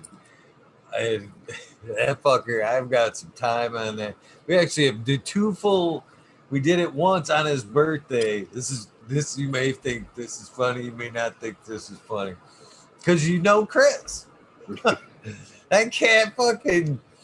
I was down there and I was getting a lot of work from him done, and then I had to fucking. I moved up north, and I was still coming down for sittings to see him, and I book appointment to get the demon done on my side, and he 2.5 hour drive, brother. 2.5 hour drive. I waited at the shop for about an hour and a half, which is pretty much tattoo standard. I'm starting to think that's tattoo standard. You know what I yeah. mean? You can make a 5 o'clock appointment, but you're You probably ain't getting. realistically, You're not starting couple for another hour and a half. cigarettes, a meal. If you're treating your tattoo guy right, you might slide him a fucking sandwich and whatever for your next sesh. Treat him good because you don't want him to be jumping up and feel rushed through the tattoo. Right. So treat him good. So I wait. Then he shows up and it's his birthday, and I'm like, he wants to like lay down like 30 minutes of like ink. And I'm like, man, come on, brother. You knew it was your fucking birthday before you made me drive 2.5 down here, sit Right. at your shop for an hour waiting for you. You could have, you knew it was your birthday, brother. Come on, let's lay some meat. So he actually fucking laid down a good portion of the fucking piece. I mean, 6 hours at least on the ribs that night. And then fucking, oh man, come on back. I'll take care of you. And fucking, we'll do it again. I came back down and we did a fucking another 8 to 10 hours on that fucking side, which was another learning lesson for me because ribs are bad enough. Ribs are bad enough. But when your artist talks you in, he talked me into fucking taking a break, and we went down to the point, Oh, got a meal, couple beers, fucking nice fucking break in between, probably about an hour, just enough to let that adrenaline fade. yeah. And then we went back in and did another couple of hours, and oh, it was fucking brutal after that break, man. It was just Oh, brutal. I can only imagine. I don't have anything on my ribs. I don't want anything at this time because it's everybody says it hurts. Look, I have one on my stomach that started, and now I know why my tattoo artists don't have tattoos on their stomach because they hurt. I'm like, I started this 6 years ago and it ain't finished, and I probably won't ever be finished. It hurts that bad. The last I'm a session, freak like that, though. I used to I be, and then all of a sudden, my something like my body just don't like it no more. Like I could sit for I hours hope I never before, get there. and then all of a sudden, like the last time I got tattooed, I was like literally, well, not the last time, the second to the last time, I was like, man, this is really hurting. I ain't never hurt like this before. And the last session, I was like 30 minutes. I was like, you know what? Stop. I'm done. I can't do it. They're like, doing this at 30 minutes of time. I'm like, I ain't coming back. It's gonna be like this. People are like, oh, So buy maybe that. you can relate to this. Maybe you can relate to this. Maybe this is the link. Let me see. Because I know a lot of tattoo people. You know what I mean? A lot of tattooed people as well. And a lot of it is therapy, man. You know, we're all fucking misfits in a lot of fucking ways, man. We've all got some trying times. And a lot of times, man, when I find myself in that seat, man, I'm usually in a fucked up place. I'm not afraid to say that, man. Yeah, Usually, a lot of times I go for fun. I got a lot of tattoos I've had for fun. But a lot of them, man, I've just been in a fucked up place. And, you know, I needed that's been the vent, the outlet. You know what I mean? You yeah, stare at that point on the wall, you have a little conversation with your guy, but man, it's just that release, man. You let it all out through the ink. You have fucking ink to remember that whatever, if you want to fucking remember it, but you've closed it. You've had your closure. You know what I mean? With the healing of that ink, you've had your closure with that fucking problem. So maybe with that being said, uh maybe you've just it wasn't your body changed, maybe your life changed. You've just been, you know, in a better spot. You don't need that yeah. outlet, you know what I mean? That, yeah, very well could be. I never thought of it that way because, I mean, it makes sense because my body changed after I quit all the pharmaceuticals, strictly cannabis. That's when, my body was like, "Ah, you don't like this anymore." Because I, like you said, I get some tattoos just because I need to feel something other than what I'm feeling in my head. Sit there and just, black out, concentrate on something, not really having a conversation with your tattoo artist, but not really. He's in his groove, and you're just that small talk that you can be like yes or no or shake the head. But once I got to that point where it was strictly cannabis, it's like my body changed, and maybe that's it. I don't need that uh, the pain, or whatever I was getting from the tattoo, that release. My body doesn't need it anymore. Well, if that's the I, case, I don't need it anymore. I don't need to get tattooed anymore because I don't want to sit through that. I mean, tattoos hurt. Don't get me wrong; they've always hurt, but they got to be where they like it was like, nope, I don't want to do this no more. I'm not, can't even, bear through the pain to get it done. I'm like, nope, I don't want it. I'm done. But makes I can make the correlation between the two. Now you got me thinking. I'm be like, man, really, I'm be in my head now thinking about this. Like, man, because it's true. it's true though, man. I've Yeah. said that a lot, man. I jokingly say, man, I don't want to. I have a call. I got a guy up here now. I gave Chris shout out, Snake and Dagger. I might as well get fucking Pat Dark Horse Tattoo up here shout out. I jokingly say behind his back once or twice I've said this to him. But I don't. I don't like to talk about the therapy part of it, man. If you knew how much fucking actually therapy on top of the beautiful ink that I'm taking away, fuck, I'd have to pay him extra. Yeah, you would. I mean, yeah, you'd have to pay. Oh, yep. I need that extra cash because the therapy session we just went through. He was here 6 hours. I need an extra $600. That's $100 hour therapy session on top of the tattoo. Yeah, for sure, Brad. I'm grateful for a lot of awesome ink, and that's the way I've used a lot of it. I appreciate the ink, but man, it's a lot of therapy and fucking. But man, I tell you this much. Even I can say this much is true. I've met some of the coolest motherfuckers hanging out in the tattoo shop. To be honest Oh, with you, yeah. all walks of life, man. Some cool motherfucking people got ink, man. They're Yeah. cool places to. They should be coffee shops. I jokingly talk that with my current guy. I'm like, dude, you need to incorporate like a coffee shop in this because people like to fucking hang out there anyway. Why Yeah. not sit with a fucking cup of coffee and talk shit with fucking people in the lobby there? That's like it's a long time ago. Last time me and Chris went to Las Vegas. I mean, he owned Snake and Dagger. We're in Las Vegas hanging out at a fucking tattoo shop. I'm like, what the fuck are we? Because we enjoyed it. And it's different people from, different city.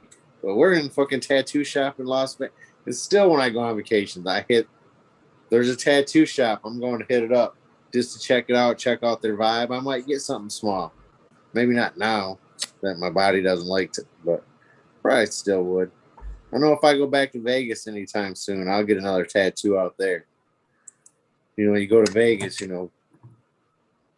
what happens in Vegas stays in Vegas. Now I got a bad tattoo in Vegas because of Chris.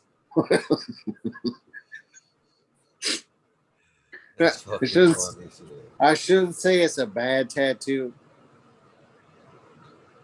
I was that's when I still drank and was on all my medication, all stuff. So I shouldn't have been. I was too drunk to get a tattoo. I literally remember them starting the tattoo and finishing it. Well, that tattoo shop was open 24 hours. I got it at 6 o'clock in the morning. At 7 o'clock in the morning, was in the hotel pool, drinking, soaking this brand new tattoo that I just got an hour earlier.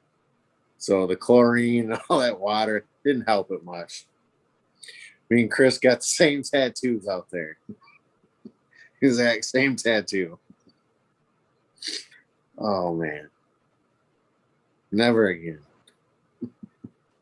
Actually, find there's like two types of people that had tattoos. To be honest with you, there's the collector that gets one with their travels from place to place to kind of commemorate, their travels a little bit. And then there's the fucking people that ink up through the like therapy connection. I think Yeah, them are the two good types of ink people right there. yeah, yeah. But Then them collectors, they get every little beach town they go to or big city, they got to get that tattoo in there, which is cool. It tells their story. But then some of them people, I know a few people they just go and get tattoos and they're just like hodgepodge, and I'm like, man, what are you gonna do? Like, none of that shit goes together. It has no meaning. You thought it was cool at the time. I mean, I got some tattoos that I thought were cool at the time, and now I'm like, I don't know why I got it, but I did. I'll show you, Dwayne. But I talk about this with a few motherfuckers on this show. Some cool people, and I've talked about. I've actually talked to a few people at Snake and Dagger and a few other tattoo shops about this in particular tat. I have one right, the same one that you outgrow, and you're like, and that's I have some pretty decent ink. I think most of it is on my lower half. I'm fucking tatted all the way to my toenails, and fucking a lot of it, the better stuff's out there. But this was the first motherfucker right there. Oh, Buster Bunny, that fucker is time fucking stamped. You know what I mean? And that's the one when I'm like walking through a crowd, and I always get that one guy. I like all of them. You talk about the hodgepodge. This one was cool. Fucking whatever. That's the one out of like fucking a crowd and shit. Everybody's like, hey,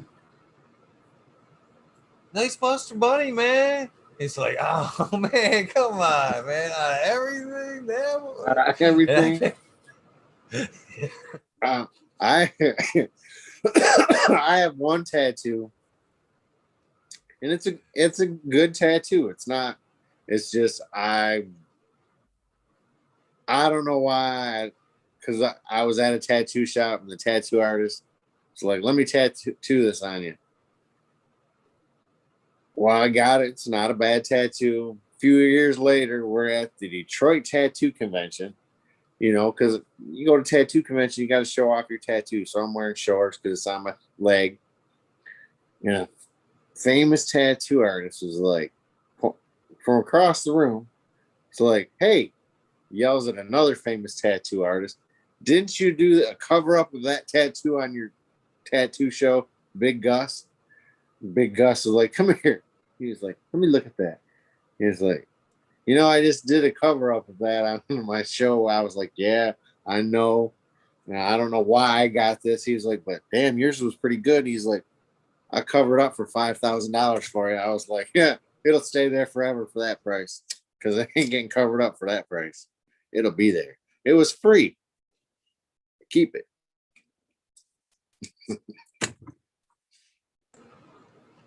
Some of them fuckers keep you right though. You look at them and go, yeah, that's a lesson. That was a lesson. That was a lesson right there. I'll never do that shit again. Yeah. But I mean, at the time, they had meaning at the time. You might, I only have, I have a lot of tattoos. I have one, shouldn't say one cover. I have a tattoo that I got, my very first tattoo that I ever got, a woman's name, my first wife's name. I got that, and then I got it covered up with the Tasmanian devil. And I was like, I don't like that either. And then I got it covered up with a nautical star, another tattoo that, like, why did I get it covered with a nautical star? I don't know. But yeah, that's another. Everybody's got their not true star. As far as tattoo goes with the names. And again, I'm not a tattoo artist on this. This is just an observation from somebody that, again, hangs out in a lot of tattoo shops and knows fucking a lot of tattoo people. Is not the name. Shouldn't, when you get a name of like a lover, you know what I mean? Wife at the time. From what I've seen of them tattoos, you might as well give them folks a fucking hourglass with it, with taping that motherfucker. You're like, all right, you're gonna have that forever, and your relationship's gonna last that long. Enjoy, have a good day. You wash that and fucking put some cream on that shit because it's gonna be there forever. Unlike that relationship. Yeah, I tell people, don't get nobody, man or woman's name tattooed on you. It ain't. It's a curse. It's a curse. Only a memorable tattoo. I like a loved one or someone that's passed. Yeah, like I have my kids' names tattooed on me. My grandmother's initials. Stuff like that. I mean, but yeah, not just I don't know anybody that's got their significant other tattooed on them that has stayed together. It's a bad omen, I feel. I Well, feel it's a bad omen. I shouldn't say. I mean, like if your significant other has a nickname, getting the nickname isn't bad because it's not the real name. But I don't feel that's a curse. But the real name, I that's a agree curse. with that. Yeah, As soon as you yeah, do I that, agree. bang. See, my first wife, she was what, go get that covered up. I'm like, okay. That should have told me right then. Well, she wants me to get covered up. So, let me ask you this: if there was somebody out there right now, right now, that is struggling with PTSD and was considering cannabis, what would you say, my friend? What would you say that would be the, you know, the advice would you give to them? Um, because I mean, I didn't when I started really using cannabis for my PTSD, I didn't have anybody to guide me per se, I guess. Um, but I would tell them, I'm like, because it took me a while to find out what strains did what to me. It was a trial and error. Now I can, which everybody's body's different. I can only tell them what, like, for me, I like indicas or a hybrid, with indica dominant because sativa just gets not so much anxiety, but gets my heart racing. Like, yeah, I don't like this, I don't want my heart racing, all that stuff. But to do some research before they jump headfirst into it because it might not be right for them. It might. I know a veteran that I tried to get to use cannabis. Um, it just had the opposite effect for him. It made him paranoid. I mean, literally, no matter what we tried, an edible or doing a dab, he was paranoid.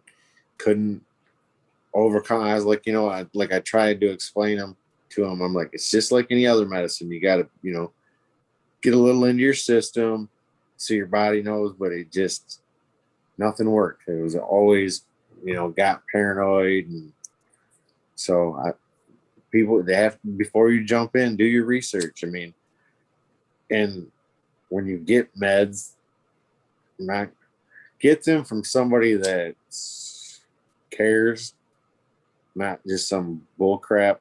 And I'm not knocking dispensaries at all, but you can't go in, and I've done this just to prove the point.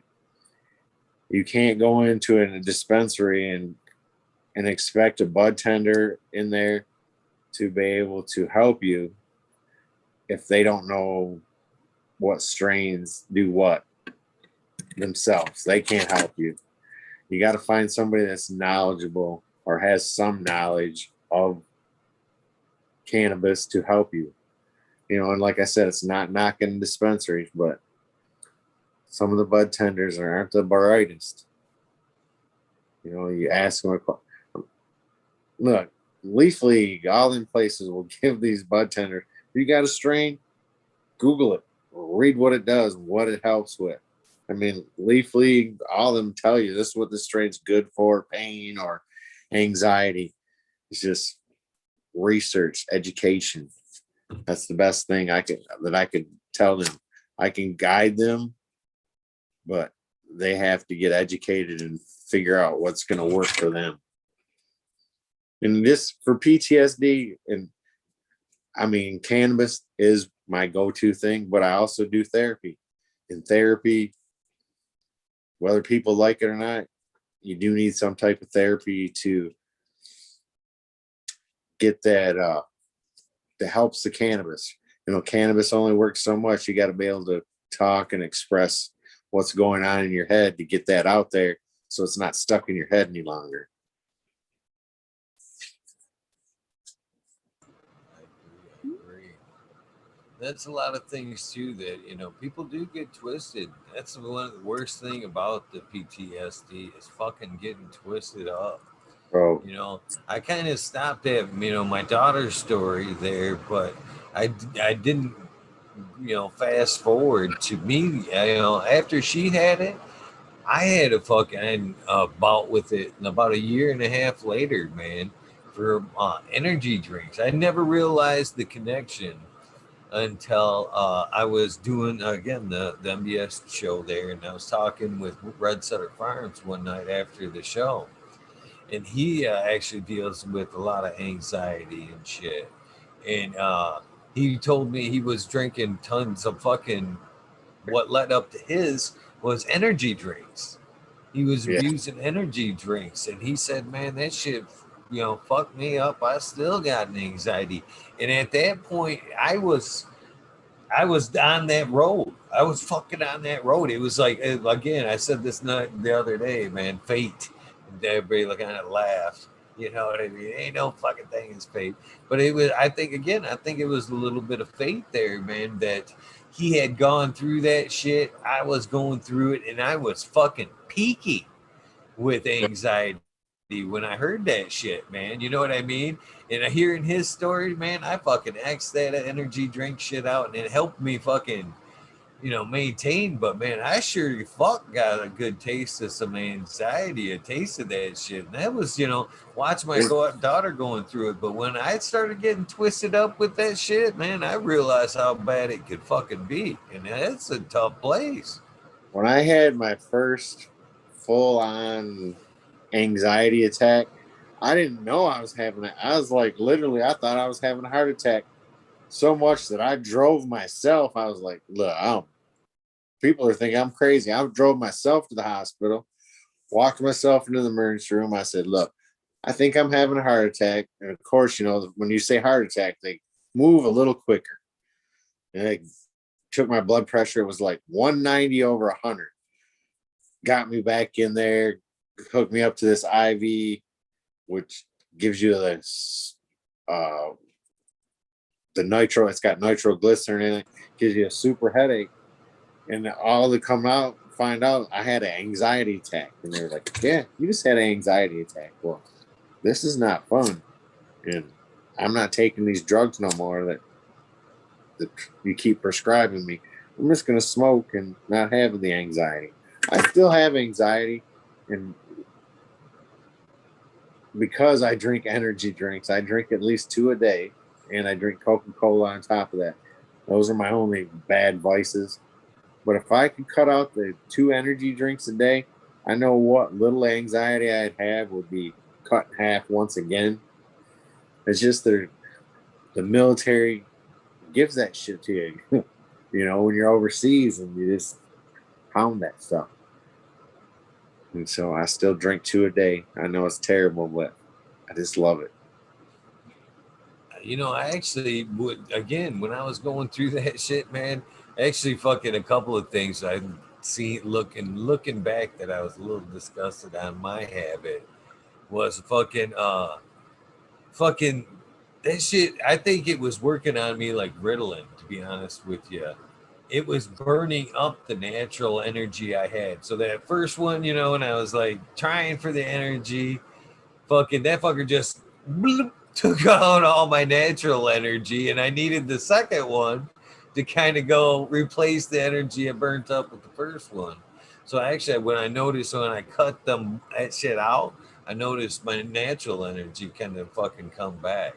But with fucking the sick thing, I never really seen this. Again, it was a weird instance how shit played out. Was I went to I got stuck taking back bottles. I used to give that shit to kids. You want that fucking money? Take them bottles. Boom, there's fucking $20 right there. Take this shit back. It's yours. Congratulations. I got stuck taking it back. And so I'm fucking taking back bottles, and it wouldn't take back my fucking energy drink cans. And being the cheap motherfucker I am, I'm like, I pay 10 cents for these motherfuckers. I bought these bitches here. They're taking these motherfuckers back. And so I'm like right over my shoulder, and I'm taking these fuckers right to customer service. I'm getting my shit out of this, to be honest with you. And these are things I'm saying aloud in there. So, I'm throwing them over my shoulder, and I'm like, fuck this. I'm going up there. And as I turn around, I'm, cashed in a couple bags of bottles. I look behind me and I've got a fucking half a fucking grocery cart of fucking cans. You know what I mean? And that was right. That in itself was like, ugh, my gut instantly hurt because I knew that was a 1 month supply of fucking bottles. You know what I mean? And it's February. It's a short month. And so I'm like, ugh, my stomach is already churning. And I fucking take the bottles up there and I'm like, yeah, your damn machine won't take these. Same spiel. You're by law fucking, supposed to take these bitches back because I know that shit. Here. They're like, all right, I'll take them back, but you got to count them out. They kind of push over their little fucking container. There you go. And I'm like, all right, I'll play your game. So I fucking count them out, and there's fucking 65 energy drink cans in there from February.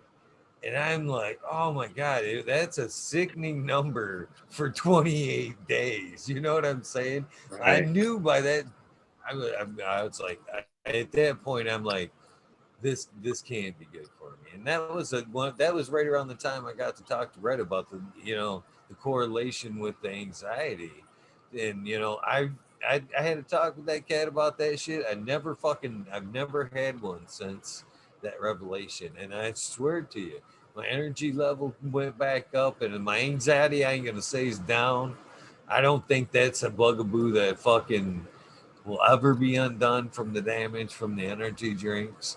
But Right. fucking, it's definitely it's far and few in between.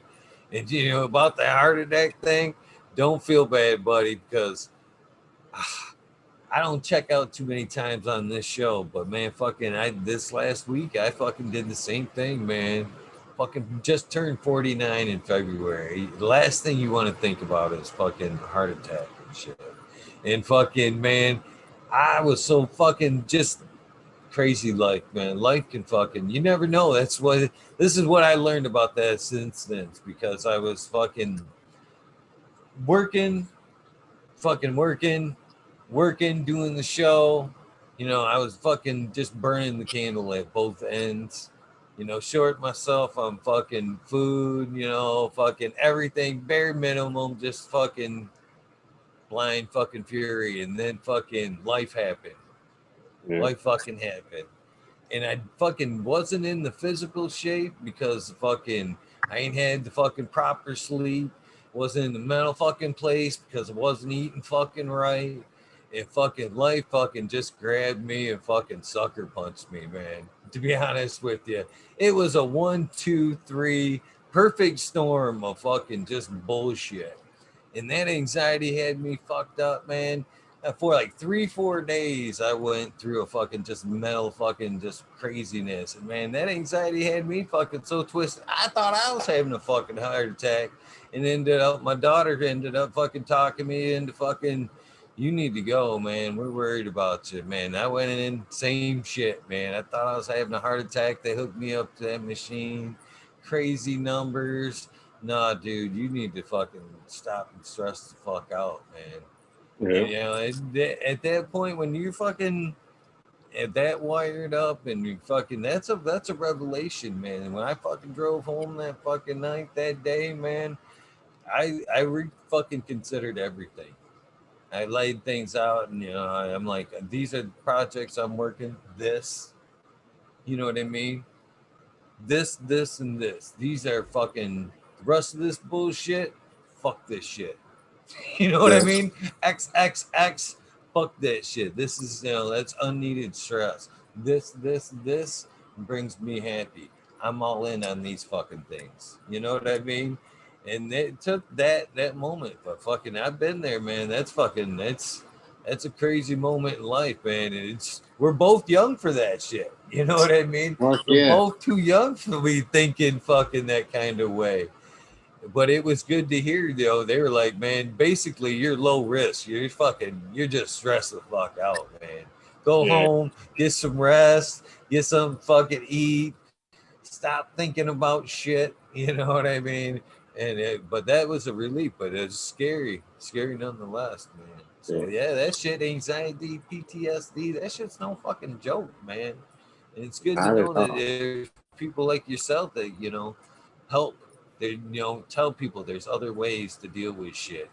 Fucking, I end every show with fucking brand, do something nice for somebody. A lot of positive shit that I hear yourself and others shoot.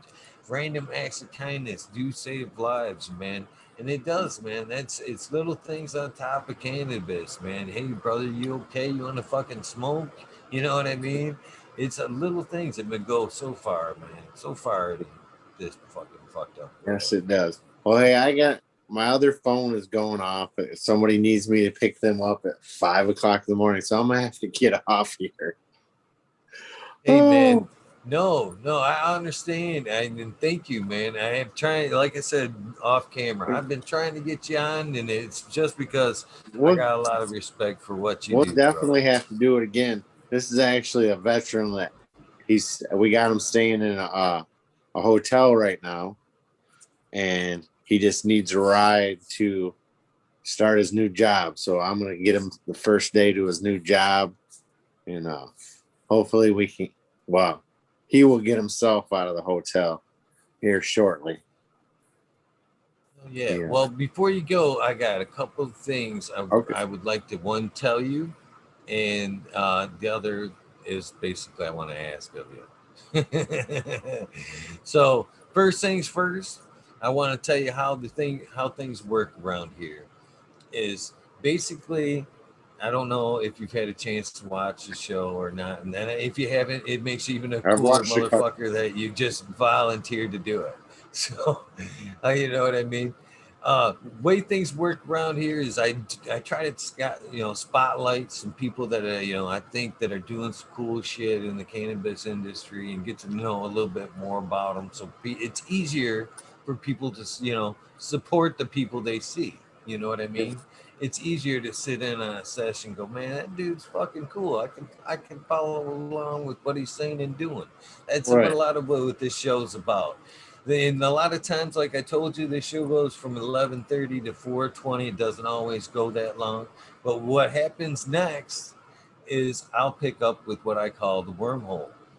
The wormhole is how the wormhole works is it basically a fucking filler for past my to help me get through the rest of the night, and it's for nights when I don't have a guest. There's wormholes. Monday nights you can bank on as a wormhole.